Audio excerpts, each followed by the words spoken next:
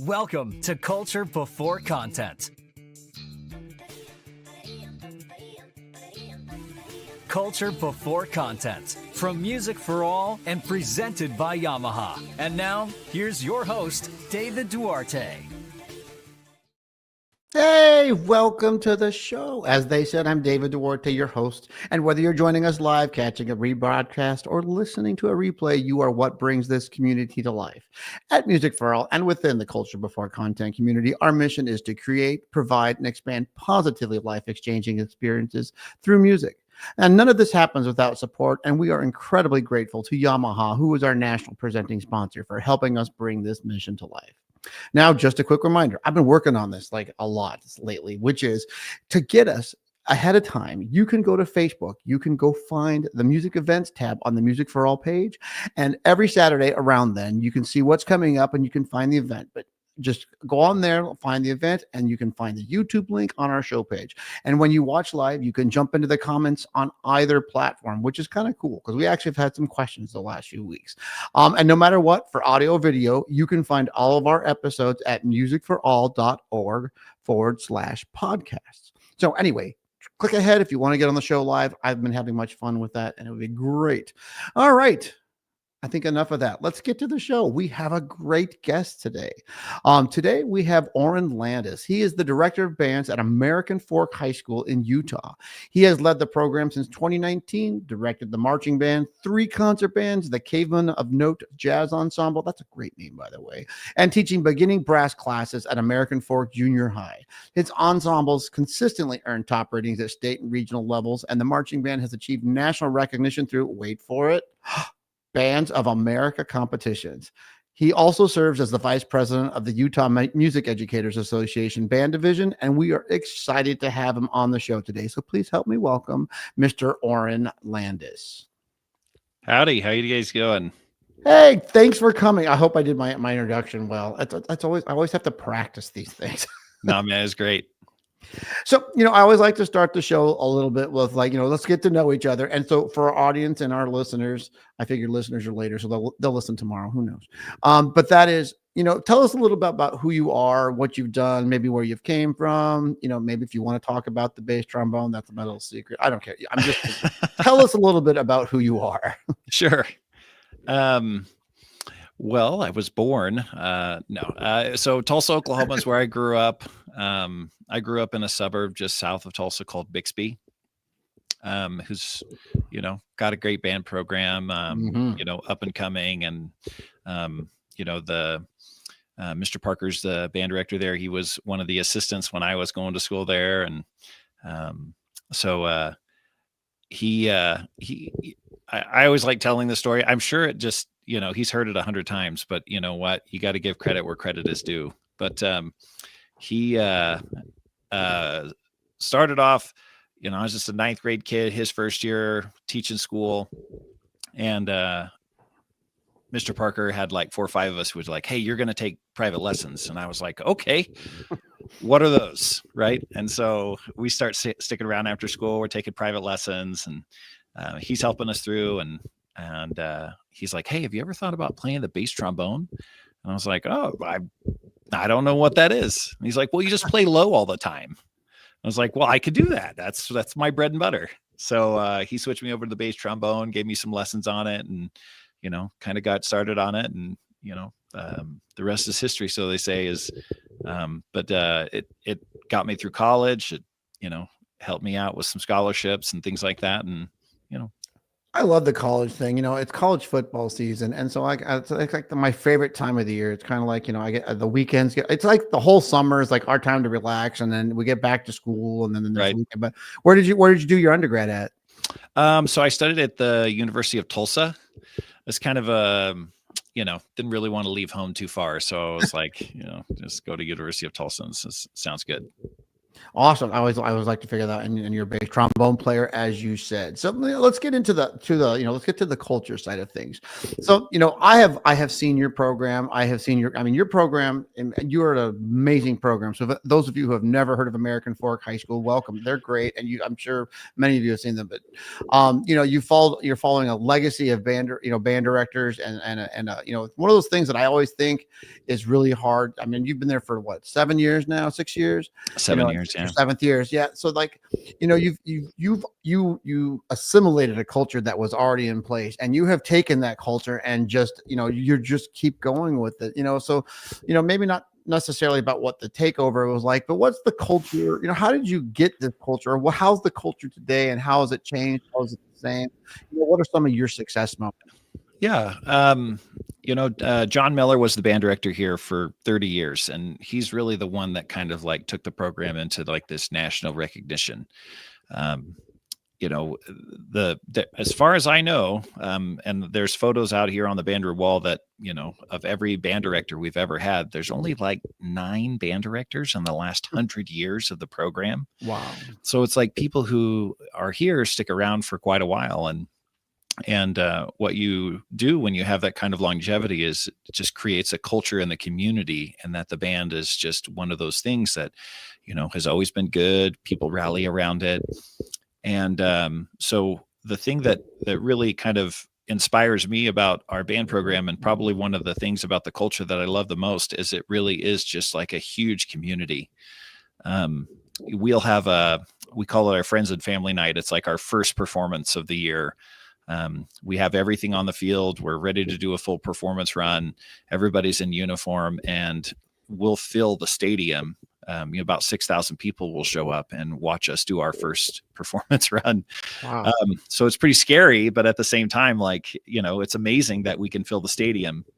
My favorite thing that we do is we have anybody that's ever been in the American Fork Band program to stand up, and you'll have, 60, 70 people stand up. That's, anywhere from people that I've taught to, people that have long since graduated. And then we start ticking away and seeing who's been around the longest. Right. So inevitably we always have people from the 1950s that was in the band program with KJ Bird. And, the fact that they show up to those events, and the fact that they're still supporting the band program, so long ago, even today is just really an inspiring thing about the culture in our school and our community with the band program.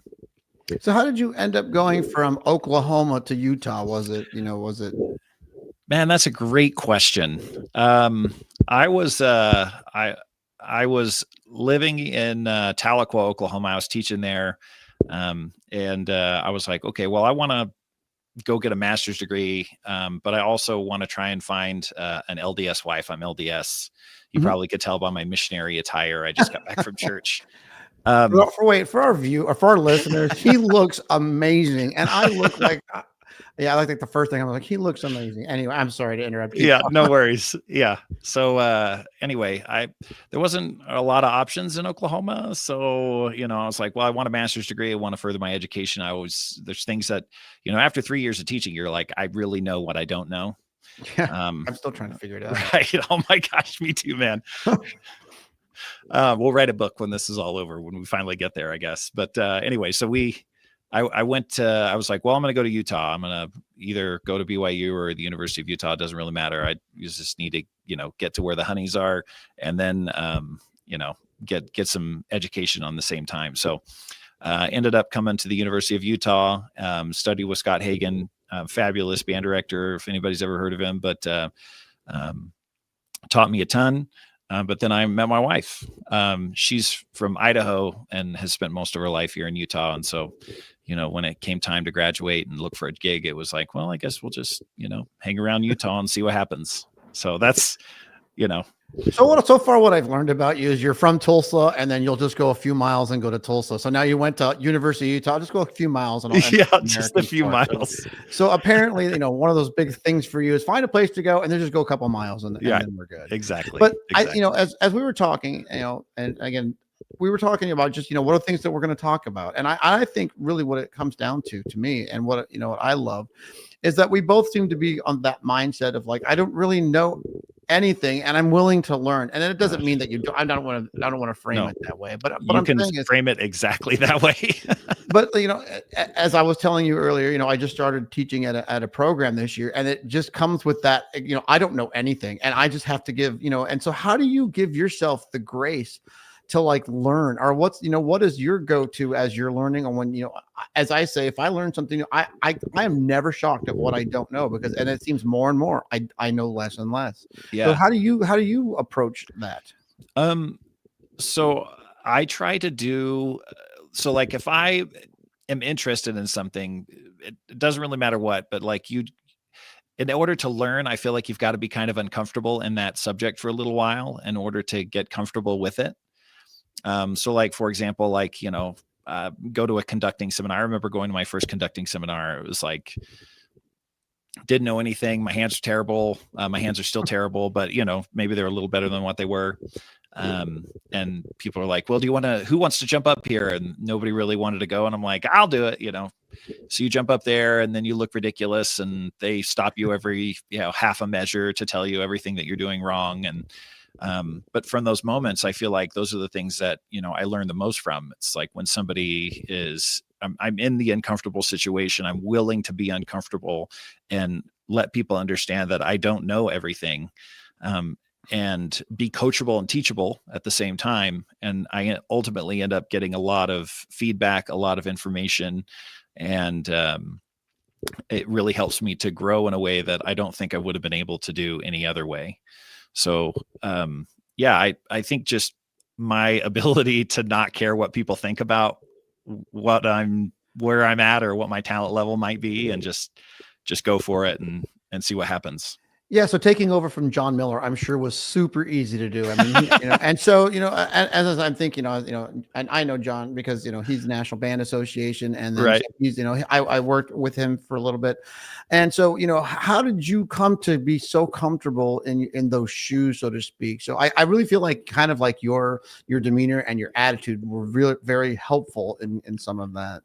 Yeah. I did have a little bit of a blessing because there was a band director between John and I. So there was Nate Siemens. Dr. Siemens is now the associate director of bands at BYU. So he was here for 3 years. And so he kind of like gave me a little bit of a buffer. But then, coming into the program, it's like, well, Mr. Miller, Mr. Miller, Mr. Miller, Mr. Miller. And I'm like, yeah, Mr. Miller is amazing. I try to have, lunch with John on a regular basis. I mean, he literally just lives like a few blocks from the school. But it was, you just have to be understanding that you're not that person. And, you just have to be who you are and not worry about what everybody else thinks about you, and kind of go back to that situation of like, it's going to be uncomfortable for a little bit. And I realized that, learning takes time. And if you're willing to give yourself some grace and allow yourself to learn, you're going to be so much more successful. I think when I was young in the career, I wanted to know everything that I needed to know, like right now, right? I want to be a great band director. I want to be good at my job. I want to give the students all of these experiences and information and things like that. And, you just don't know everything. And so you just have to know that it's going to take some time to get there and allow yourself to develop. And I think doing that really is a hard thing to do for most people. I think there's a lot of people out there that, don't want their ego to be tarnished or anything like that. And, I don't care if somebody poo-poos on my ego or tells me I'm not doing a great job or whatever. It's like, you just go and you do, and hopefully you learn, and as you're going along, and you get better at it, and you stay nice to people, and thank people for when they're, helping you out. And, the other thing is reach out to everybody that you can reach out to. Like, John has been great. It's like, I have 1,000 questions for John. I call John regularly, like, hey man, how do you handle this? Like, what have you done with this in the past? And John's always great to give you some great advice and tell you, whatever's best for the students is what you should do. And I was like, okay, great advice.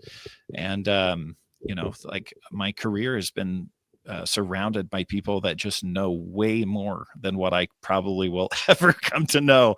They've forgotten more in the last year than what I'll ever figure out. So, Yeah, just you've got me thinking here, because it's one of those things is like, I imagine your demeanor with your band is just the same as it is now. And I think that's one of those things. And so, like, I always think, I was talking to somebody about the difference between a power structure and a leadership structure and all those things. And I'm old enough. Sorry, everyone, I'm really old, but I'm old enough to, like, that's kind of how band was. It was more of a power structure. You Yep. do, give right. it. Don't ask questions.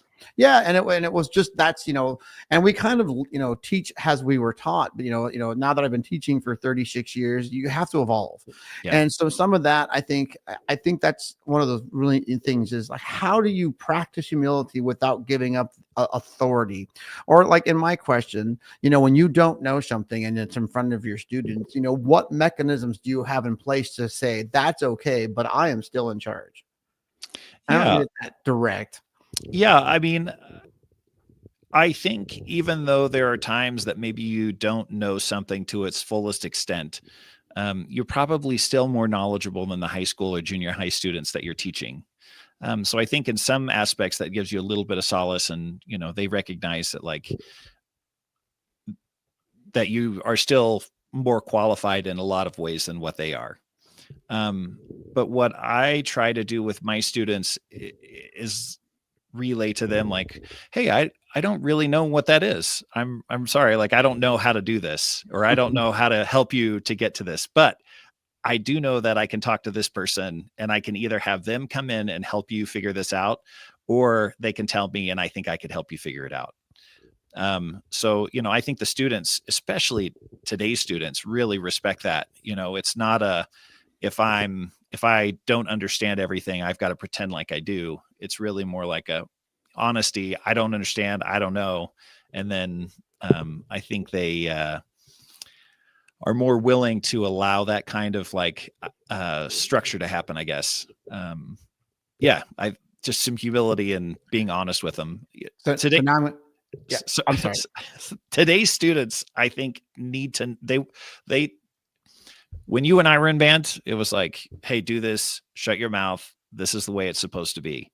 And you just didn't ask any questions. And nowadays the students ask every question. And so you really have to think about why you're doing something and the reason why you're doing it, and be able to justify to the students to some degree. I'm not saying you have to do it on everything, but to some degree, I've thought through this. I think this is the way that we should do it, and start moving in that direction. And, there's been plenty of times where I'm like, guys, that's not working. Like, we're going to have to make some changes and adapt here.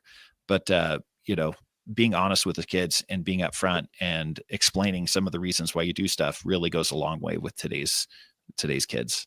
So I'm going to make you think, because now I'm going to, let's play pretend. Oh, by the way, to our listeners, you need to come and watch the video of the show. The pictures I'm kind of getting distracted by how amazing those pictures are that are going by. Like, there's so many, I mean, just great. And your website has just got, like, a fantastic thing, but there are just so many good things. So AmericanForkBand.com if you want to see his website. But if you're listening, I would take time to come and just, scroll through the pictures, because, man, you've just got some great pictures here. Thanks. But I was just thinking to myself, like, let's put you in a scenario. You ready for some role play here? Sure. Okay. Orien has got a new job. American Fork has just closed.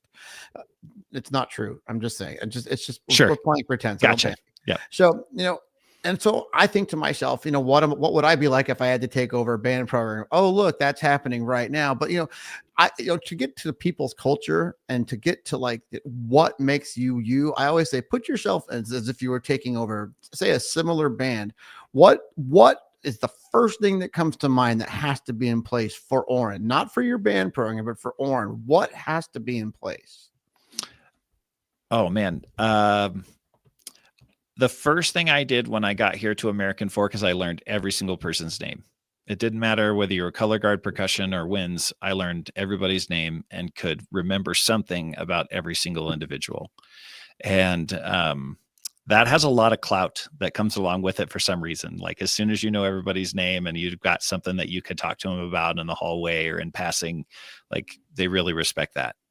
The other thing that I did is immediately start having meetings with the leadership on a regular basis. So like, I kind of did it a couple different things, but like, we've primarily focused on marching band leadership, because that's what was happening at the time when you're taking over.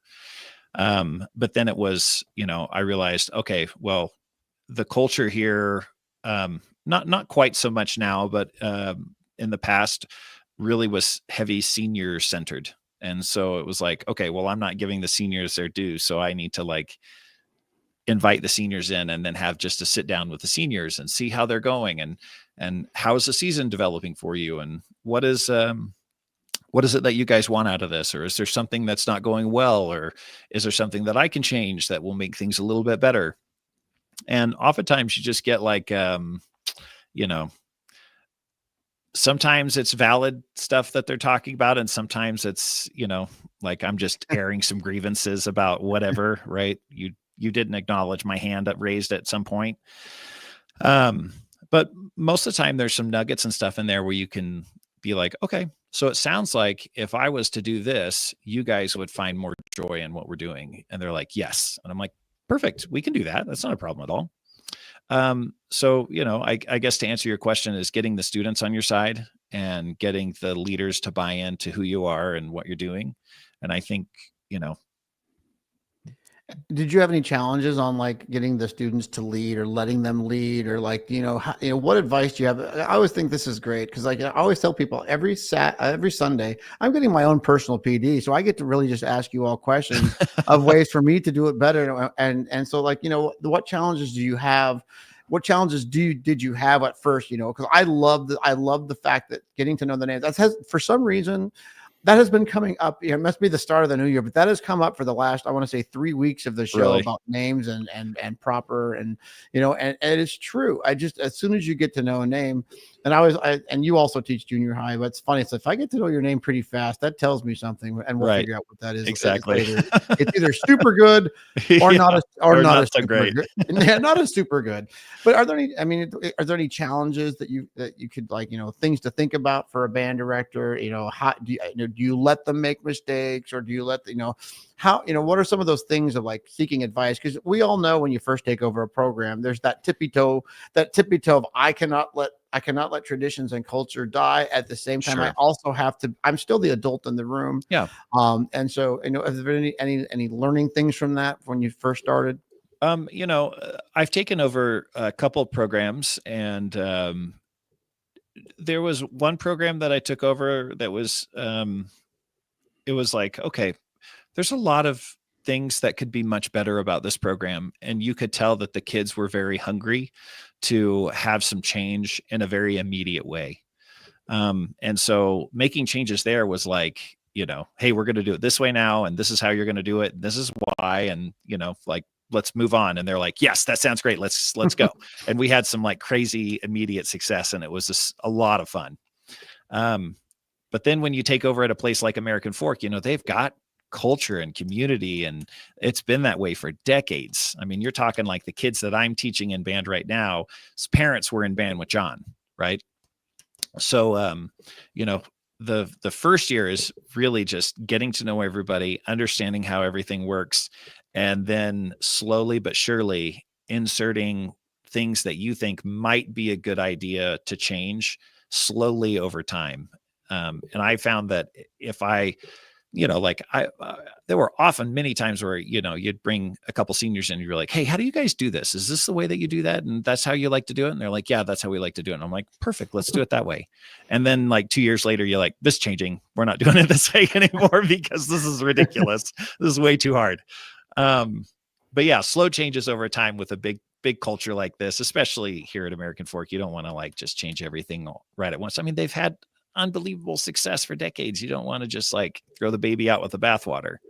But if you're coming into a program, that needs a lot of adjustments really quickly, and the kids are willing to be right there with you, then, have at it.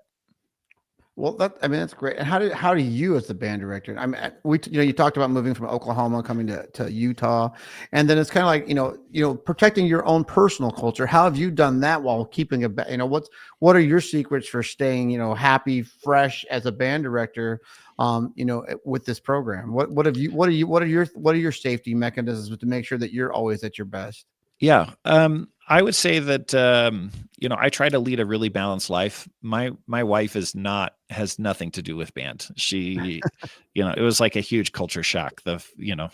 First few years I started to teach, cause we met while I was doing my master's, and I kept telling her, I'm like, this is not normal. Like, I don't normally have this much time off in the evenings, and I don't normally have this much time off during the day. Right.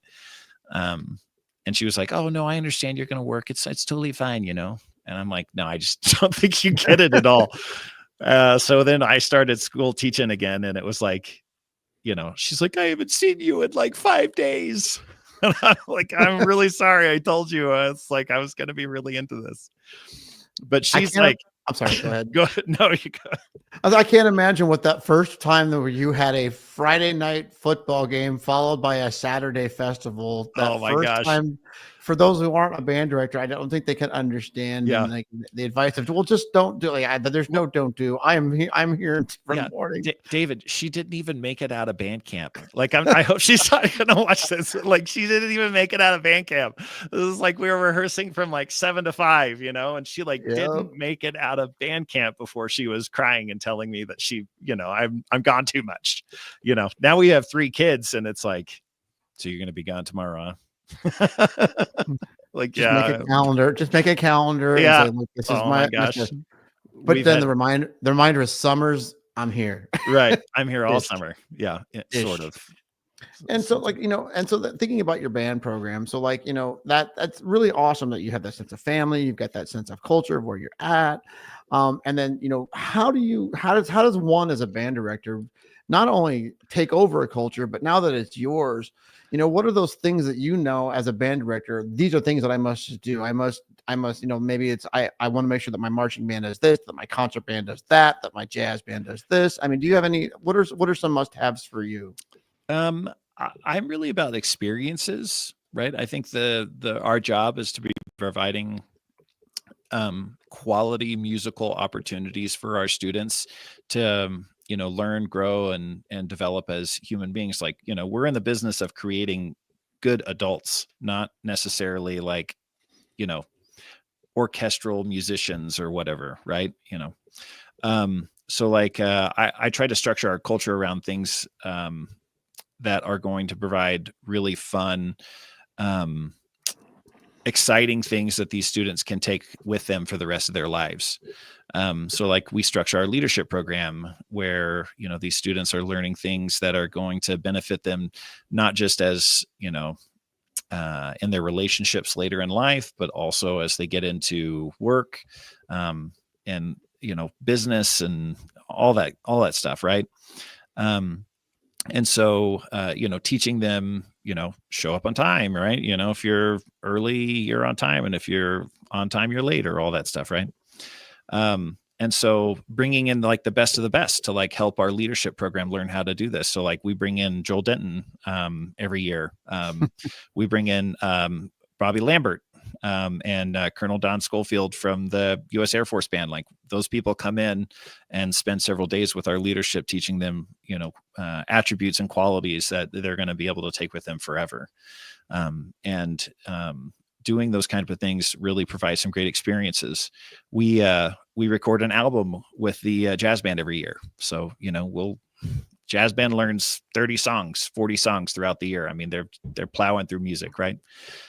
So we take like 10 that we really like and we record an album. We go to a studio down in Provo and spend 8 hours at the studio playing songs, and they get this really great, we go into the audio room and we're talking about, okay, well, we need to adjust this and we need to change this, and things like that. Like, so they're just some really awesome experiences. One of the reasons we go to Grand Nationals is so that way these students can see other band programs that are competing at a super high level, and our students get great experience seeing those students.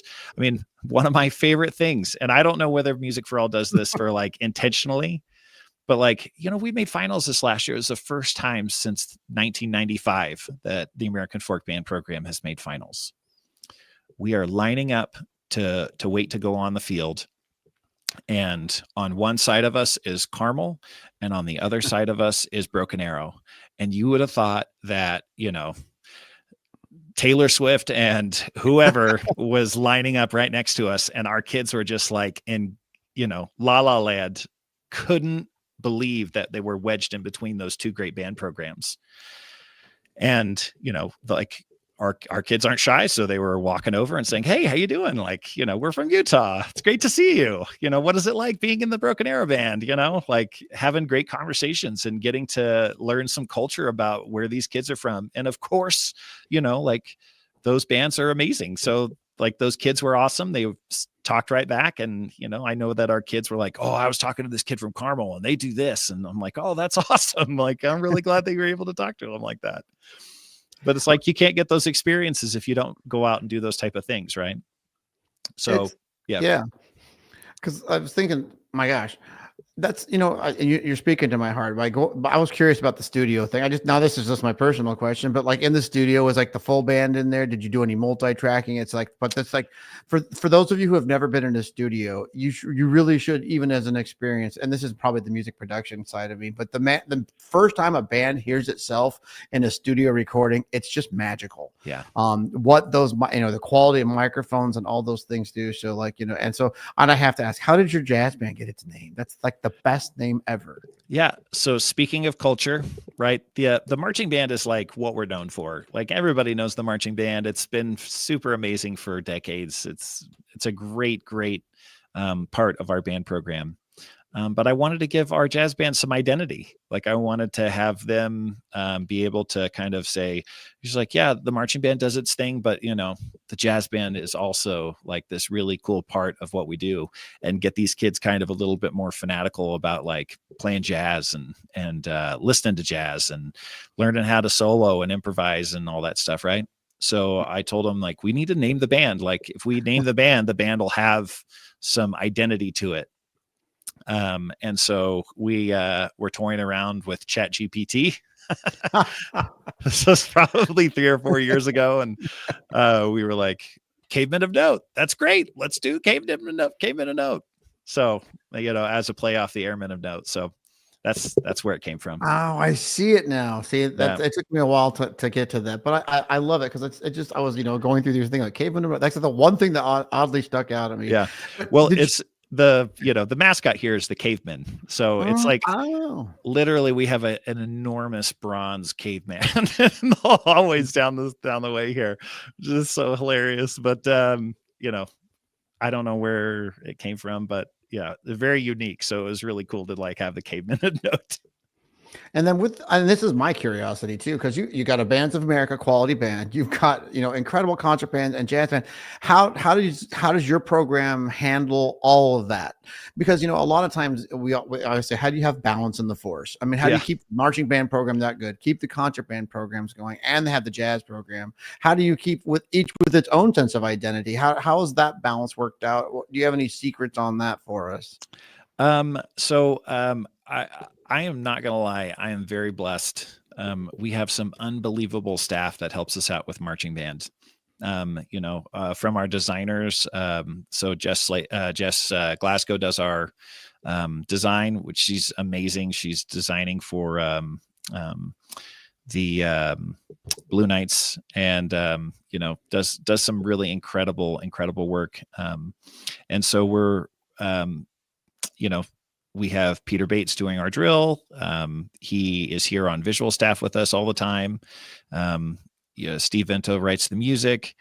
Colin McNutt does a lot of the percussion arranging, and Lee Allman along with him. And so like we have some really, really amazing design team, but then we just have some incredible boots on the ground. Like people want to be a part of the American Folk Marching Band. So like, we have directors from all over the area that come in to just help with our marching band, which is really, unbelievable. So, we have an incredible brass caption head, Bix Hollenbach, and our woodwind caption head, Michelle Alger, is amazing. And what those people do is they end up allowing me to have more time to focus on other aspects of the program, because, I know that Peter's out there working with marching fundamentals or teaching production or dance or things like that, right? I know that if I need to run inside to take care of an issue, Bix or Michelle could step up and rehearse the winds. So like just having some people here to help out during the marching band season is really important. Because during the year, when we're not doing marching band, it's really just me and our percussion director, Mr. Slaybaugh, Dana Slaybaugh. So, it's like just me and Dana here hanging out at the high school. We are lucky to have our junior high director come in and help me out with the top ensemble. So like, we're not quite, like a Texas model where, I'm full-time at whatever location I need to be at, but we do have some overlap, which makes things really nice. And it's just like kind of like common sense type of stuff, right? Like, Michaela, our junior high director, can't be here all the time, right? And I can't be there all the time. But because I teach all the beginning brass classes and my specialty is brass, like, it's great to be over there. And I get to see those kids start in 7th grade and they have a connection with me when it's time to come up to the high school. So anyway, all that to say, finding time to step back, look at the program on the outside, see what things you think need to be better, and then making some conscious decisions on either how you can help that to get better or who you need to talk to figure out how to make it better. That seems like I want to do some study on you on just balance of life and trying to do it, because it's funny when you say it's not we all say the Texas model. I think we all joke around with that. I was just talking with my middle school band. Yeah, we don't have the woodwind instructor, the percussion instructor, the brass. Yeah. Well, let's get this. Make sure that this person teaches brass, or this person can teach woodwinds. Like, wouldn't that be a dream? Though, imagine if we all had access to be able to to pull that. So that right. we could do that. But and so talk about a little bit about your connection with the junior high and the brass classes. How long have you been doing that? And are you starting, what's it like to have some of these kids, that you started and what grade you started and having them in high school, and talk about some of that connection. Yeah. So,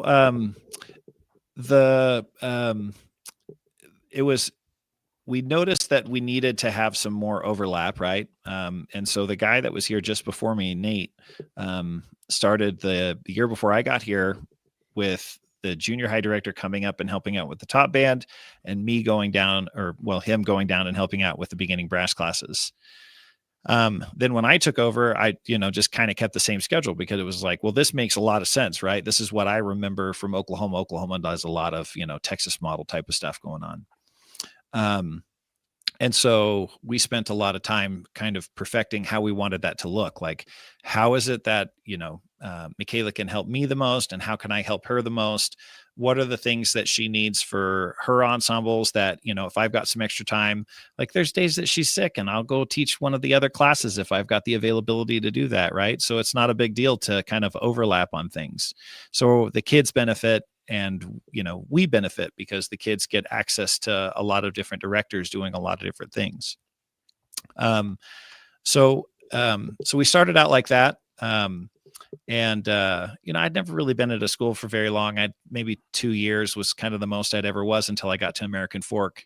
I'd always wanted to kind of see starting kids and then see them graduate. I got my first one last year. Last year was my first group I started these kids in brass. They went all the way through and they've graduated in high school. And it was like the coolest experience. I was like, man, I can't believe these kids are graduating. And I got to start them in beginning brass. They couldn't even reach 7th position, Yeah, my arm's not long enough. Yeah. Out there. Trombone was my last instrument. I regret this is my music education major. I regret not learning trombone first. I feel like trombone was the slide rule that made everything make sense, but I avoided it because I thought it was hard. But it really ended up being able to do, vowels to positions really did help me learn a lot, especially on the overtone series and just thinking off my feet. But that was here nor there. But, and I was thinking, what's it like on the recruitment from the middle school to the high school? Do you have things that you do, or there's some cultural things the students do? Yeah. Is it easy? I'm always like inquisitive here. Yeah. We've had to kind of mold some stuff to make sure that it works, effectively. And honestly, we're still trying to figure out how to keep more kids between ninth grade and 10th grade. So high school starts in 10th grade around here. We have the junior high goes to ninth grade. So we've done a couple different things, like, we have our friends and family night. So we have all of the beginning band, all of the junior high band show up. And so they play with the high school marching band. It's actually really hilarious because, we started mid-August and we're talking like or September 13th. These kids are like showing up in the stadium, 6,000 people on the field, and we're playing hot cross buns with everybody. Yeah. It is epic. That's a great show. It's the best. So we play hot cross buns with everybody. And, then we have the beginners play it by themselves. And then we teach a simplified version to all the 8th and 9th graders of the fight song, something that they can learn really quickly. And so then they play that with the high school marching band. And so like, things like that. We do like gathering with marching bands, so like all the parents can show up and ask questions and things like that, kind of like a social type of thing. I think most people are doing stuff that are kind of like that, and we're just trying to figure out what works best for us and keeping that recruitment and retention up to where we'd like it to be. Well, I'm sure having a really successful marching band is also a helpful. We're on two sides, recruitment and retention. And constantly, I'm always thinking there's got to be a better way to do things. And constantly, I learn all these tips and tricks. Yeah. One of the schools of a friend, she used to do this. It was fantastic. She would have marching parent night, and the kids would swap places, and the parents would have to march the show. It was great. Oh my! It was great. They would learn like some section of it, and then that's when the parents would find out. Yeah, this is a lot of work. Yeah, it's way harder than you think it is. Yeah. You hold up that baritone for 5 minutes. Good luck, Dad. Right. So it's still heavy. Now, here's I was thinking, how many concert bands are in your program? So we have 3 concert bands at the high school. There's 3 concert bands at the junior high. And so, like, here's where my brain's going. So you've got to handle this marching band. You've got this great design team. How do you handle all the programming? What's your secret for like doing programming for all of your concert ensembles? I mean, jazz ensemble, you can add that too. But how do those things? And I know you teach from a philosophy. I'm sure you teach from a philosophy of this is what fits my program. But I'm sure you've got all these different levels of bands. Sure. So how do you do it? Man, like I said, you got to know what you don't know. And there are lots of times where it's like, dude, you call up somebody, you're like, hey, my concert band, I've got good trumpets this year and this is going well, but I don't have a great clarinet section or something like that. Right. Like, so what are 3 pieces that you think would fit this band, that you've played in the last few years? And I find a lot of times that I can get, I get most of my music by just asking people like, what have you played? Right. What have you done? A lot of people love sitting around and listening to, JW Pepper websites and scrolling through music and I'm like, I can do it for about an hour. Wow. I can't even get past I have to, I'm like force feeding. I'm like fast forward. And then, anyway, asking people what songs they've played and kind of going like, okay. And then you have like more pointed research moments where you can go to certain songs and be like, oh yeah, that song would work. Like I said, I used to love Penders in Texas. Like they've got one in Denton, right? You could call those guys up and just be like, hey, I've got these great things in my ensemble and, not great in this way. And they typically play a grade 3 to a 3.5. Like, what do you got? And they'll give you a whole list of things that you could just sit down and listen to. My first experience doing that, I was teaching down in Southern Oklahoma. I had like 50 kids in the band. There was only 50 kids a grade at the high school. So, like 200 kids total at the high school. It's a little tiny school. So I drove to Dallas from where I was at in Southern Oklahoma, sat down with somebody there. They were like, okay, well, here's something that might work. And I'm like listening to, stuff and trying to figure out what's going to work. I didn't know what I was doing. And some nice guy, I think they must have asked him to come over and talk to me. I'm guessing that's what it was. And he's like, okay, so, hey, who are you? What are you doing? Are you new? And I'm like, yeah, I'm new. I don't know what I'm doing. And he's like, okay, well, we can help you out. So, he starts talking me through. It's like, okay, so, what's good in your band? I'm like, okay, well, this is a good section. And, he's like, well, this song right here has a great trumpet part in it. You could probably play this thing. Right. And, we had a conversation for about 30, 40 minutes. And in that short amount of time, I learned way more about what I need to be thinking about while I'm programming music. And, it was just some nice person that was willing to take some time out that, I don't even know what their name was. Right. But I think asking a lot, everybody's got band director friends that they could reach out to. Right. And you just kind of have to be humble enough to say, what do you think? Right. What are the things that, you've played that I can do? Right. And that, so, Don Schofield, who's the colonel of the Air Force Band, was here. And I was asking him, like, what are some stuff that, my top band could play? We play like 5/6s, and he's like, have you heard of this piece? And I'm like, no. And so, that was what we played last year for our festival piece, was literally the piece that he suggested to me. And I hated him every freaking second of it because it was so stinking hard, but we were able to get through it. But it was like, yeah, I mean, like I would have never known that particular piece if he hadn't said, hey, you should check it out.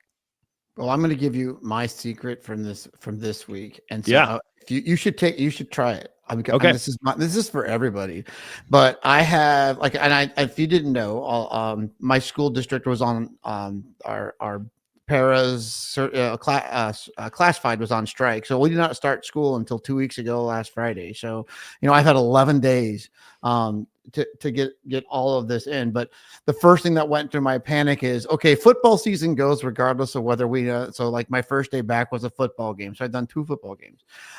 But then it came down to the wind ensemble concert isn't changing. So I have this philosophy. You should try this out if you want. And so episode 9, this is for my listeners and for my viewers, but go to episode 9, David Coons. This is when you said, I asked people, I just kind of now just call Dave. I'm like, hey, here's what I have. Here's what he did for me. So he not only picked all the literature and gave me like 1,000 options to go through, but I highly recommend everyone try this. He is such an amazing person. But then we went through and talked about the strengths and weaknesses of a band I hadn't even started. So now I started my band. You talk about an exposure moment. The first time my band we did pep band the week we got back, because I had to like catch up to everything that didn't exist thing. So like I just kind of caved, and like last week was wind ensemble. This is our warm-ups. This is, and again, I'm new. Like these kids don't know me. And the band director before is fantastic, but they have to get everything that I have. So I scheduled a clinic with David Coons on Thursday of last week. And sure enough, that would be the first time I ever really got to hear my band play. So I passed out. We got to the music that he picked, that we got to it. We went through it. I met with him on Wednesday. And then I let him, I just dialed him in on the computer, put him in on Zoom and had him teach the band. And we got our concept to sound. But I highly suggest, like you said, I go to David Coons because he's amazing and anyone can do it. You should all try it. Don't inundate him. He's a really nice man, but that man is a pedagogical genius, and he'll ask questions. And so what did he do for me? Just yesterday, I get in the mail, not the mail. I'm old. That's the mail. It's the emails. That's it. He sent me a better seating chart for my ensemble. And then he sent me the link that with the editable seating chart as things change and progress. But it was one of my things. Like you said, I bring people in. Well, like I said, I have this show now. I can call anybody that has been on the show and things that we've talked about. But I highly recommend, even just send an email to Dave and just say, hey, we're playing this piece of music. Hey, just curiously, Orien, give me one piece that you're playing. Right now we're playing Groovitude. It's a Standridge piece with my second band. It's a great piece. See, Yeah. and Randall was on the show. I'm Yep. just saying, and Yep. somehow we got into video games, throwing that out there. Yep. But Dave will have like a reason to do this. Try it out. I highly suggest anyone try it out. It's super fun. But just going back to like that's I don't program either. And I was telling somebody, I always program something old, something new, something borrowed. Like in other words, whatever someone tells me to Yeah. play. And then for Yeah. jazz, play the blues. I'm throwing that out there. So Yeah. that's my something you got to always have like a swing chart in there, Yeah. You got to teach the basics. And for the record, this weekend I found Bye Bye Blackbird. It just became the tune that I think I need to focus on this week. But I digress. And so thanks for putting up with that little bit of a conversation. But just thinking about you and your success. What do you attribute your current success to? Is there anything that we haven't talked about that maybe it's popped in your head? Like, what band? Let's talk to our band director community. What are some things that help you keep your program alive, things that that keep, what are some of those things? I think kind of two things. So one is you got to surround yourself with people that are the top of their game, right? And maybe sometimes you don't have access to them, so you surround yourself with people that just know way more than what you do, right? And there's always, at least in my case, so many people that know so much more than what I do.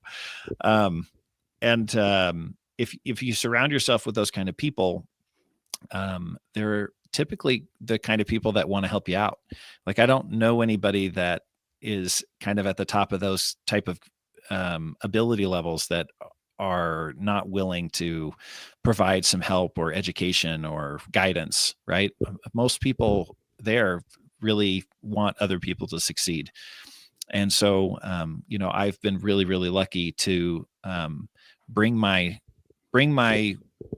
career in a way, or develop it in a way that's just brought me into contact with like the best people. And I don't know how I've been so lucky, but that has made all the difference in the world. They have just helped me, taught me, and developed me into, kind of what I am today. And, like I said, I feel like a real charlatan, like imposter syndrome is imposter real. syndrome so much, right? It is a real.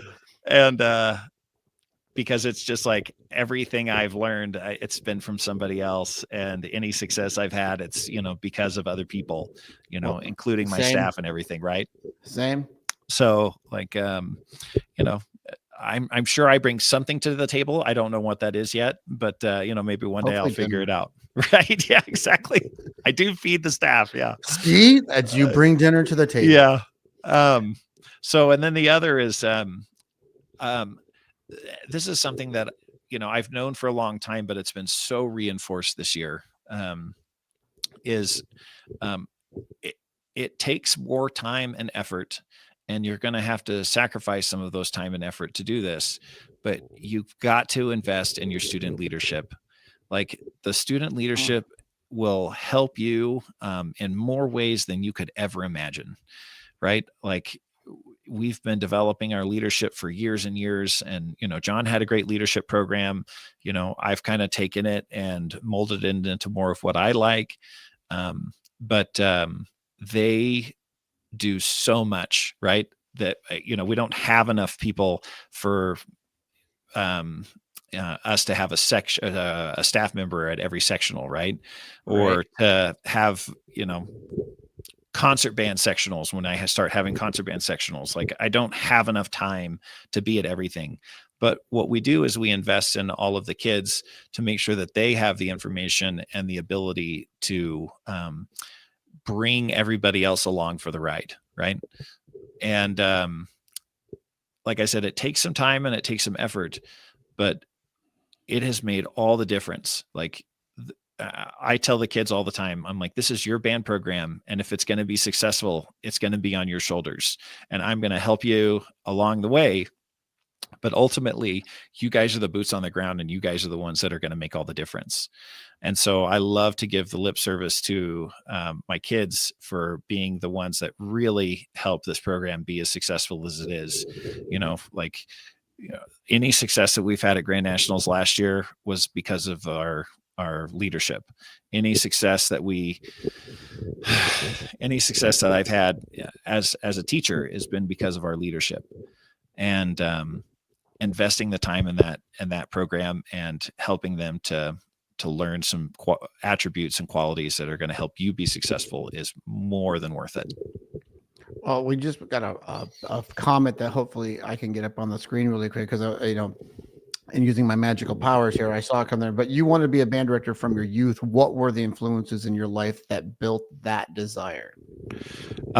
That's my mom, by the way. I don't care. I love the question. What's up, Mom? Hi, Mom. Yeah, I figured on the last name connection, but I'm just saying, I mean, that would be a great one. So Mom's trying to have you tell the world what you already know. Yeah. The influence in your life that built that desire. I mean, my high school band directors, my junior high band directors, they made life good. They made life fun. My parents gave me the opportunity to do that. They sacrificed a lot for me to be in band.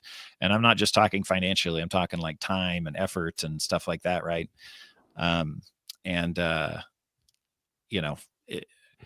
It's just those moments with those band directors helped me to be like, yeah, this is cool, man. I like this. This is a lot of fun. I mean, I remember going and teaching, my old high school band, when I was in college, and, they perform at halftime. They come down out of the stands, and I'm, talking to Mr. Parker. I'm like, Mr. Parker, okay, tomorrow during rehearsal, we've got to do this, right? It's like, they got to be ready for the competition, but these are the things that they need to get working on. And Mr. Parker was like, hold on, can you stop for like half a second? Like, what are you doing here? And I'm like, well, I'm really excited about getting this stuff done. And he was like, I think being a band director is going to be a good thing for you, right? Like, it's going to be a positive stuff for you. And I was like, yeah, I'm going to love it. It's going to be great. All right. So we have reached that time of the show that always catches people off guard, but we've actually been going pretty long. We've been going for 56 minutes. I can't believe it. And here's my thing. I now have all the questions in the world so we can get our interview started, but now we got to go. So, so I think I need to have a second show that's called the content from the culture. I don't know. I'll figure that name. I'll figure out that name out. But as I always tell people, I used to do the whole thing about what culture means to you, but I really am now thinking to myself, it is your final thought, all the things that we thought about today, because of course you're going to leave the show and you're going to be like, oh, I should have. That's how it always works. Right. But, current thought, maybe give us a parting thought of what, maybe advice to band directors, advice to yourself, anything you want. But this final moment is for you. Man, I feel like I just got to echo the whole thing about, know what you don't know, and don't be afraid to ask somebody to figure it out. I don't know anybody that's worth asking those type of questions to that's going to look down on you because you don't know the answer to it. And most of the time you're going to get way more guidance and help than what you ever thought you would have done. Like, they want to see you successful, and don't be afraid. Don't be afraid. Just feel uncomfortable. It's totally fine. And get out there and learn. Well, you've been an amazing guest today, and I love the conversations. I still have like a billion more. I wanted to get the contraband, jazz band, things that you do, your warm-ups. I want to know how you get under the room. I mean, all those things. But like I said, that's for our future. But we should share your socials. So we got a few socials here and your email. So once it pops up here, let's see what to start with. We're going to start with the band's Instagram. This is all I love these because I'm going to have my band's Instagram page follow you back. So for those of you listening, the Instagram is at American_folk_band. I should have done that. That was a great idea, by the way. American_folk_band is the Instagram. The website, which we mentioned before, is AmericanForkBand.com. You can see some really cool pictures and a great website.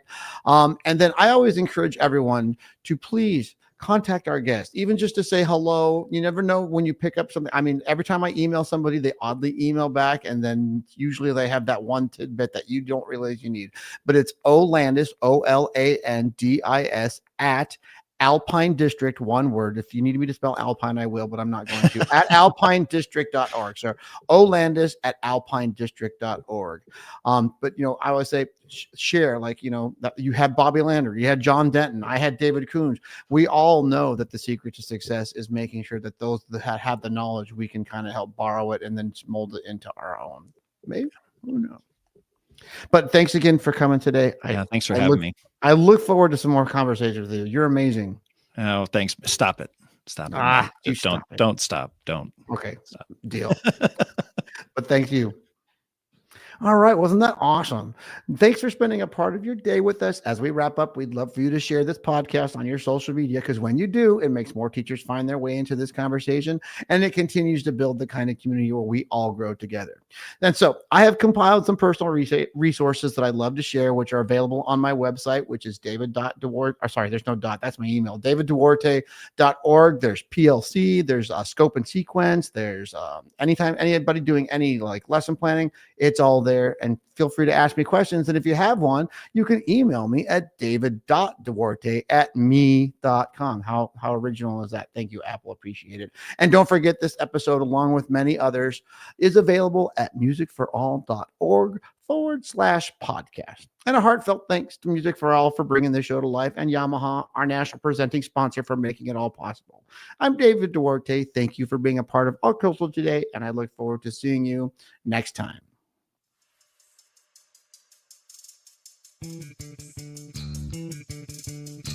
Radio.